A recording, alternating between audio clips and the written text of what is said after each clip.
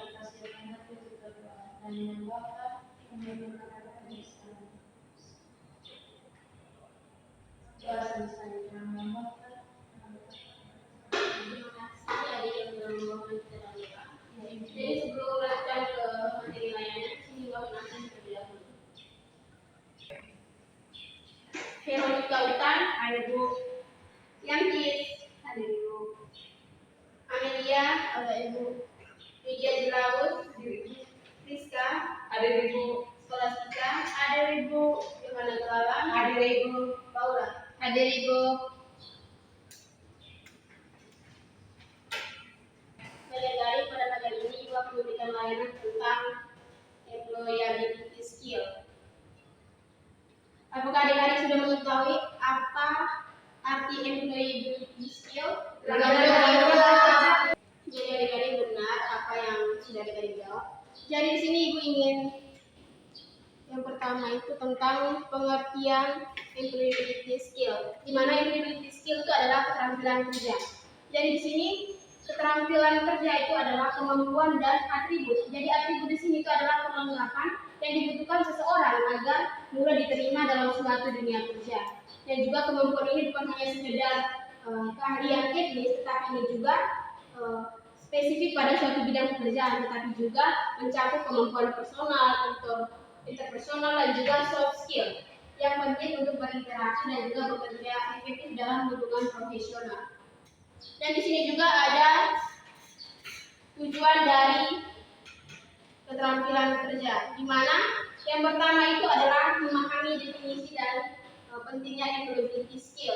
Jadi adik-adik itu harus perlu mengetahui definisi tentang employability skill dan juga langkah-langkah serta manfaat dari mempelajari keterampilan kerja. Dan di sini juga ada mengembangkan strategi untuk meningkatkan employability skill mereka dan juga mengatasi tantangan dan hambatan dalam mengembangkan employability skill. Dan juga yang slide ketiga itu tentang manfaat menguasai keterampilan kerja. Yang pertama itu meningkatkan daya saing. Jadi ketika adik-adik sudah mengetahui dan juga sudah ada ditanamkan dalam diri adik-adik keterampilan yang adik-adik butuhkan dalam suatu lingkungan kerja, itu akan membantu adik-adik untuk lebih menarik lagi sebagai seorang pegawai atau seorang calon pekerja, dan juga itu akan memudahkan dalam persaingan yang ketat. Jadi slide yang ketiga itu tentang manfaat menguasai keterampilan kerja, di mana yang pertama itu meningkatkan daya saing, di mana apabila adik-adik sudah mengetahui keterampilan kerja yang adik-adik miliki dalam diri adik-adik, itu akan membuat adik-adik itu lebih menarik bagi calon pemberi kerja di tengah persaingan yang ketat. Dan yang kedua itu memudahkan pencarian kerja. Jadi dengan adanya keterampilan yang adik-adik sudah miliki, itu bisa membuka lebih banyak peluang kerja dan juga meningkatkan kemungkinannya itu adik-adik itu bisa terima di suatu pekerjaan yang adik-adik miliki. Dan yang ketiga itu meningkatkan kepuasan kerja, di mana dengan adanya adik-adik sudah memiliki keterampilan kerja, itu membuat adik-adik itu lebih percaya diri dan juga efektif dalam pekerjaan, sehingga meningkatkan kepuasan dan juga produktivitas adik-adik. Dan yang keempat itu memudahkan adaptasi. Jadi dengan adanya keterampilan adik-adik sudah miliki, adik-adik sudah mengetahui bakat adik-adik dalam suatu perusahaan yang adik minati, dan juga bisa membantu beradaptasi dengan perubahan lingkungan kerja dan juga tuntutan pekerjaan yang terus-menerus berkembang. Dan yang terakhir itu adalah membangun karir yang sukses, di mana membuka jalan menuju jenjang karir yang lebih tinggi dan juga pencapaian profesional yang lebih baik. Selanjutnya itu adalah langkah mengembangkan keterampilan kerja, di mana yang pertama itu identifikasi skill yang dibutuhkan. Jadi kalian harus cari tahu skill apa saja yang dibutuhkan dalam bidang yang akan diminati, dan juga kalian itu bisa mencari di web resmi suatu perusahaan yang akan diminati, dan juga kalian juga bisa mencari di lowongan pekerjaan dan juga berkonsultasi dengan orang-orang profesional yang adik minati di suatu perusahaan yang adik mau. Dan yang kedua itu evaluasi skill yang sudah dimiliki, dan kalian bisa lakukan penilaian ini untuk mengetahui skill apa saja yang kalian sudah kuasai dan skill apa yang kalian belum kuasai dan yang belum maksimal begitu. Dan yang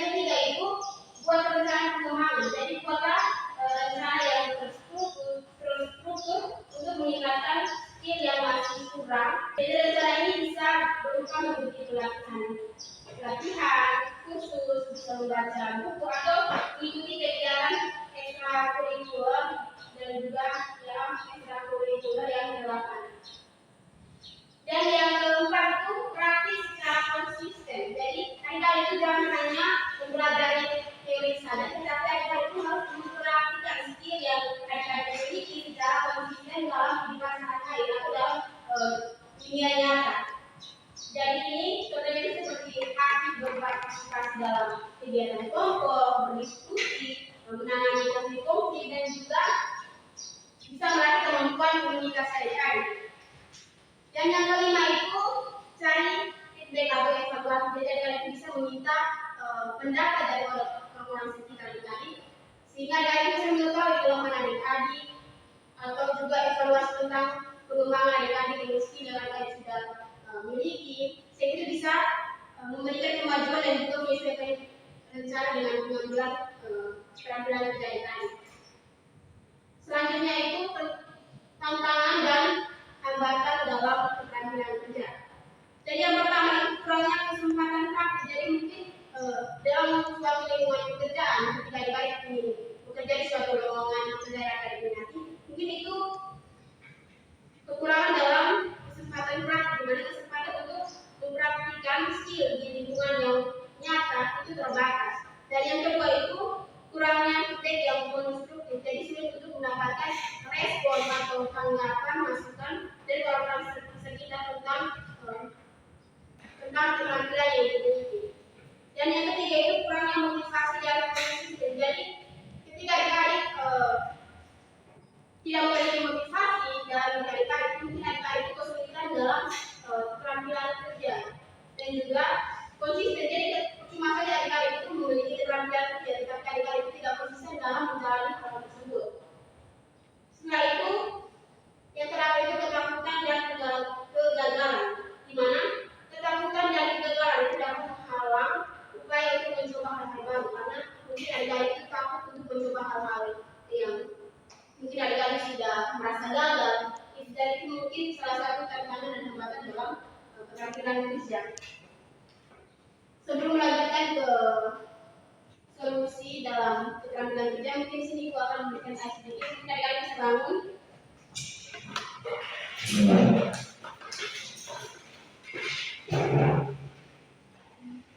Jadi mungkin di sini aku meminta kepada adik media untuk membantu kita dalam diskusi. Terima kasih Bu atas waktu dan kesempatan. Teman-teman tahu tidak ada sedikit untuk semangat? Tahu. Baik, di sini kita akan melakukan SDG semangat teman-teman untuk mendengarkan. Kita mulai ya, ingat teman-teman, tepuk semangat. Semangat. Semangat. Yes. Saya lihat teman-teman belum bersemangat. Kita ulangi satu kali lagi agar lebih semangat lagi. Ya. Tepuk semangat. Semangat. Semangat. Yes. Baik, terima kasih untuk dia yang sudah mengikuti dalam diskusi.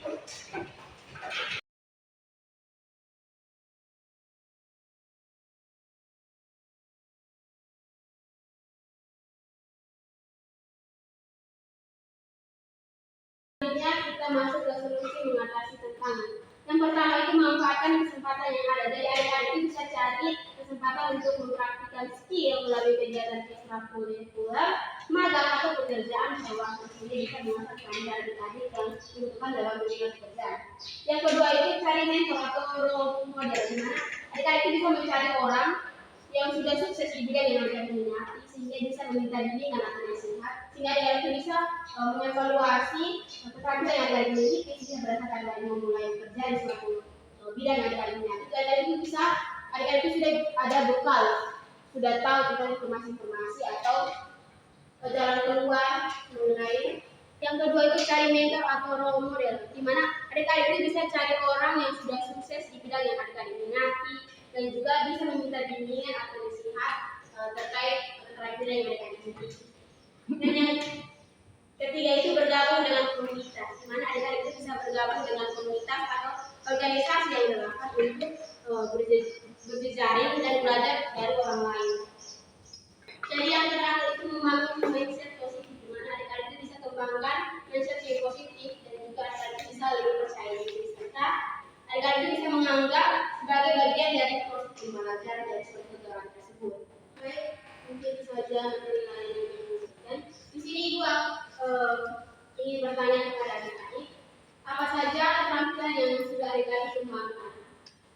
keterampilan komunikasi, kerjasama dia sama tim. Baik, jawaban dari adik-adik sangat benar. Dan juga di sini mengapa keterampilan kerja itu sangat penting dalam suatu pekerjaan. Oke, baik, boleh Rizka. Baik Ibu, terima kasih atas waktu dan kesempatan yang diberikan. Pertama, keterampilan kerja ini sangat penting untuk kami karena itu sebagai salah satu bentuk persiapan kami untuk memasuki dunia kerja. Keterampilan kerja seperti keterampilan dalam berkomunikasi, kerjasama tim itu membantu kami dalam menjalin hubungan dengan orang lain nantinya atau rekan-rekan kerja ataupun untuk memperlancar urusan kami di dunia pekerjaan. Begitu Ibu. Terima kasih Bu. Kita beri aplaus kepada adik Rizka yang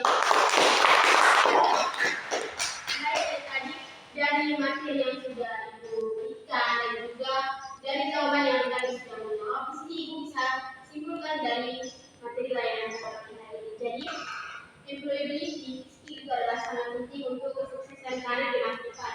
Jadi dengan adik-adik memahami, mengembangkan dan juga mempraktikkan employability skill, adik-adik itu lebih siap untuk menghadapi tantangan dunia kerja dan juga membangun karir yang sukses dan memuaskan. Jadi adik-adik itu jangan takut untuk terus belajar, berlatih dan juga beradaptasi. Jadi adik-adik keberhasilan adik-adik itu di masa depan tergantung pada usaha dan juga kemauan untuk terus berkembang. Mungkin itu saja dari Ibu. Sekian dan terima kasih. Baik, kita akhiri pertemuan kita pada pagi hari ini dengan doa. Mungkin ada yang kita dalam doa.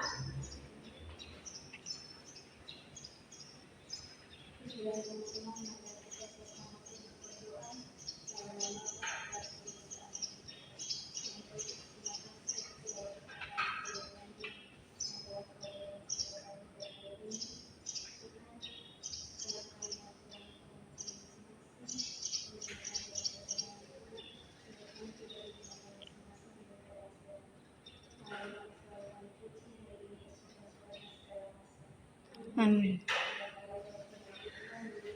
Terima kasih adik-adik yang sudah mengirimkan doa. Semoga apa yang Ibu berikan pada pagi hari ini tentang layanan ini bisa memberikan bekal untuk adik-adik dalam bekerja atau